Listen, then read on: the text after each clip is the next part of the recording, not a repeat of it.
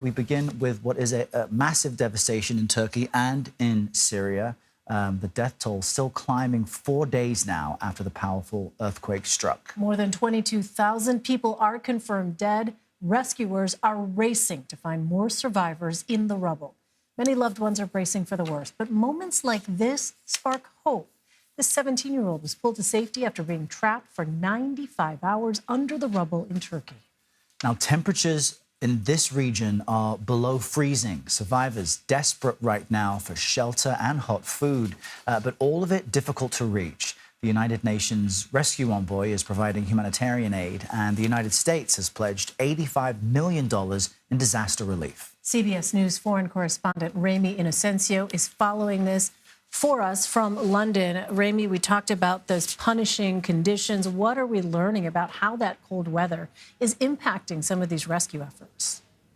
Elaine, hi. Yes, because of those freezing temperatures, the cold rain, the snow, and of course, don't forget about the wind chills, the World Health Organization is now warning of this second humanitarian disaster if those survivors don't get access to food and water, to shelter, and to medicine as fast as possible. In addition, an untold number of people, we're told, may have already died from hypothermia in the past 4 days while buried under that rubble.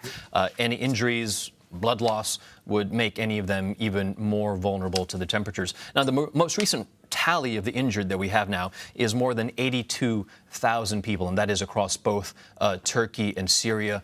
We know tens of thousands of people have now spent 4 nights in makeshift shelters, tens of thousands of people, and then the freezing weather is just that much more. You know, physical torment, physical suffering on top of those injuries, and then, of course, on top of the psychological trauma as they live through further aftershocks and about questions about the future. Right now, it's just past 8 p.m. in Turkey, people going into their 5th night since the quake, and in much of the region there, it's already fallen back below freezing, and it's also started snowing. You know, Remy, I think what is so disturbing, in addition to everything you've just spelled out, is that we can see to some degree what's happening in Turkey, but not in northwestern Syria because of the damage there and the results of the ongoing civil war that's been taking place. All of it just seems very complicated. So what more can you tell us about how the logistics of not just the rescue efforts, but helping those who have survived are unfolding despite all these challenges? Yeah, absolutely, Errol. It's really not for lack of trying, right? And aid is getting through, but only slowly, and it's just starting to. U.S. search and rescue teams have recently arrived. The first UN convoy did make it into Syria via the Turkish border, but we know the hurdles for aid workers are immense, whether that is by land, by air, or by sea, and that's because the roads and bridges have been damaged. Runways at airports have been split, and containers at ports have been toppled. What we're also hearing right now is that while aid is waiting to get in, Everstream Analytics said that it expects air freight backlogs to get even worse as some airports limit passenger flights. They often carry freight too, but they're giving that to priority to rescue teams. But it warned that road transport will be disrupted for days.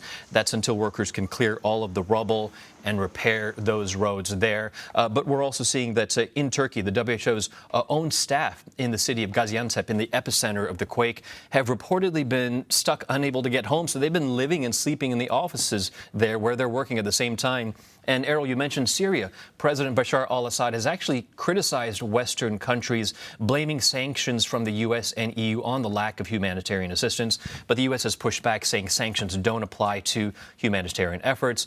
But it's also worth to point out that Syria's government says that any aid that comes to the country should not go through Turkey, but must go through the capital of Damascus. That is about 250 miles south of the quake zone, further slowing down any aid that could come into the country. Just a whole range of enormous challenges. Ramy Inocencio, Ramy, thank you. Thank you, Ramy. Of course.